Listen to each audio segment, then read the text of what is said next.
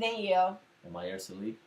Basically, we're doing our weekly video session together as husband and wife, where we discuss different topics pertaining to history of African Americans, all types of topics. And tonight or today, basically, last week we did relationships. This week we're going to do the beauty standards in America, specifically for Black people.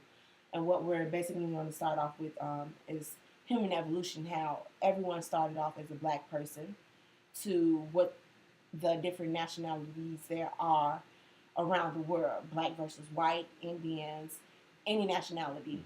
So first we're going to discuss what melanin is. Okay, melanin is a biochemical that drives mental, physical, emotional, and spiritual life. Right. So with the human evolution, we all started off as Black, as I said before. With Black people, they have more melanin.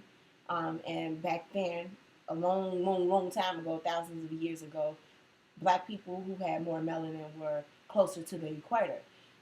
This is where the development of woolly hair came into play.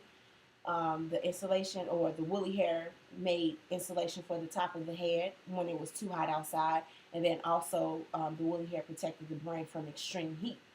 With our noses, we tend to have wider noses than white people because back then, with the hotter air, it was easier for wider noses to have hotter air to breathe in cool air when it was, what was it? It was the nostrils were wider because when they were breathing in the air, it cooled that hot air.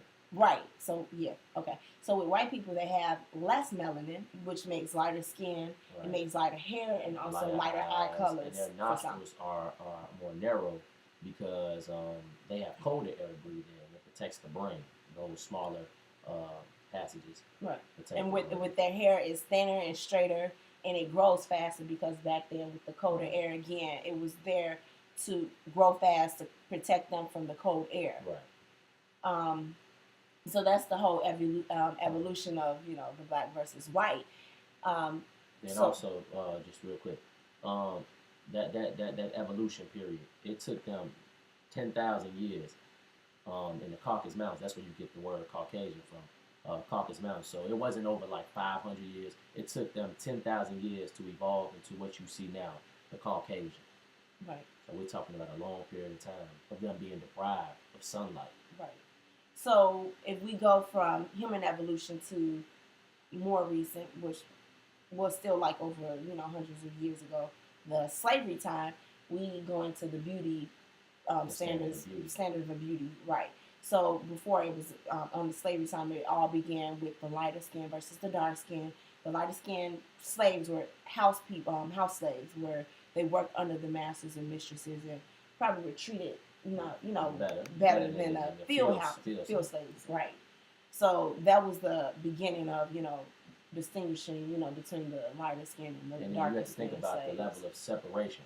If you were in the house and you had, you thought way more stuff, right? Right, you thought you were better than the field slave, and if you were on the field working in that hot sun, you thought this person was like, who do they think they are? Right, they think they're better than us. They think they still Black, right? And that's the same thing now in today's current society. Yes. If you're working in a place and someone gets a promotion, and then they're sitting higher up where they get the bigger room or the bigger desk, you look at them like, who they think they are? Now, you and this person could have been this close, but once they get that position, it's over. Right. Okay, so that was in the slavery times. After World War II, with the white America, they started hiring more Black people, but those Black people had textures of lighter skin. They looked closer to whiter people than the darker skin. Lighter skin were being higher rather than the darker skin, which caused the evolution of cosmetics being created, hair products being created, where Madam C.J. Walker came in and was the first Black millionaire. Yep.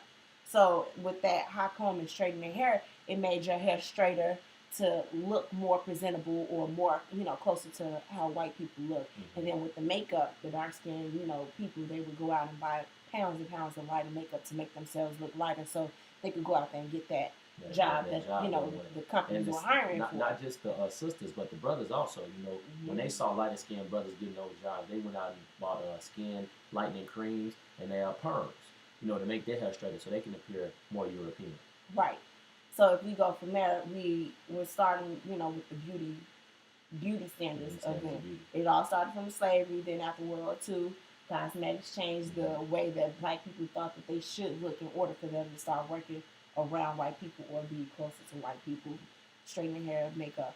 Then we had what is it? The evolution of Black Power. Like right, the Panthers. Panther movement. Everybody wanted to be black. And Everybody was had happy a to be natural, black. you Yes. know, and everybody pretty much was like Black Power.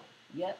You know. So you saw the froze. You saw the people loving who they naturally were. They didn't have pounds and pounds of makeup. They wanted to have something for themselves to show that black people are beautiful, regardless of, putting on, or not regardless, but instead of putting on pounds and pounds of makeup. Some of the sisters didn't even shave their underarm hair. That's how serious it was. It was really Black Power. Right. Take me as I am, natural. Right. Then came in 1972, Superfly.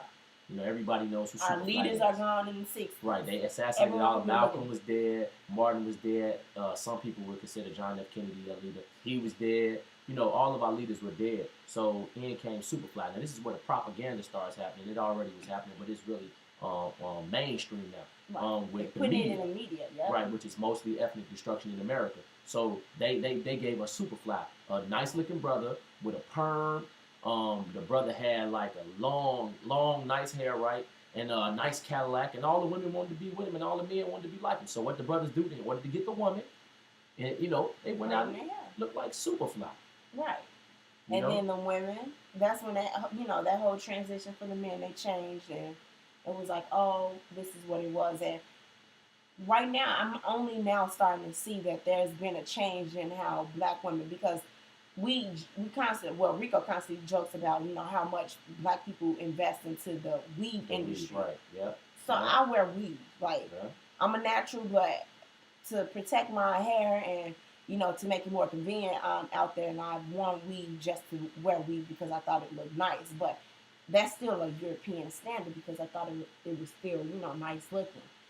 Now it's like all, not all black women, but majority of black women, but I think every nationality, or black women and white women, are wearing weave. So with me, I think that the standard of evolution of black standards or beauty standards are changing slowly because now black women are starting to embrace, how their hair naturally comes out without putting the dye, the lye, the perms, the processes into their hair.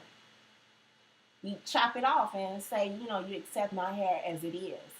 And I think that, even though it started off as a trend, we can, change that by, it's a positive trend. If all the crackheads in Chicago said they wouldn't smoke crack because Michael Jordan said he stopped smoking crack, then fuck it. Not saying he smoked crack, crack, but I'm just saying a leader, whoever they follow. So this is the kind of thing I believe brothers should promote. When you see a sister with natural hair, or if you see a brother with, because a lot of these guys, believe it or not, are wearing weaves. It's a lot of guys are getting locks, extensions, and so they're wearing weave, because it's a trend.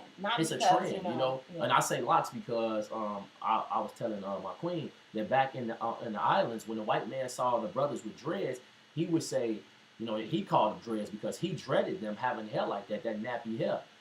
So it's really not even dreadlocks; it's really locks. So when you say dreadlocks, all you're doing is promoting the European, basically colonialism and that hatred, that superiority complex that they have. But like I said, the natural hair thing is a very positive thing to all the sisters out there. You can start off as a trend, but then if you learn your history and say, you're accepting your beauty for what it is, this is how I naturally am, then that's a beautiful thing, regardless if it started off as a trend. Just as long as you don't go back to those standards or think that, I think that's cute, so it's more acceptable. And you're not better because if say you started doing your natural thing 10 years ago, and you have sisters that are just now starting, they're 2 years in the game.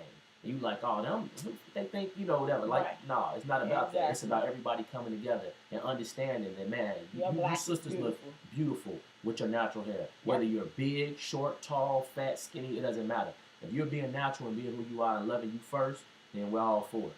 Yep. So I guess that ends our, talk session or video session for the day or the week. If you have any comments, please post them. And if you have any topics that you want us to discuss or, Oh, yeah, and before we go off, the book that this came from. Sorry. It is called The African American Psychic Trauma by, what is his name? Sultan Eight Latif and Naima Latif. So this is a lot of the resource, or this is the resource that we got a lot of our topic information from. So if you wanted to go get it, it's called Slavery, semicolon, The African American Psychic Trauma by Sultan and Naima Latif. And it also has a test in here to let you No, see if you're still suffering from post-traumatic slave syndrome. Which we are, and we probably can go. It's going to be a lot of topics that we talk about from this book. From this book and several books. Anything we talk about, we'll give you the resource. Yep. To where we got it from. Oh. So as always, Hotep. This is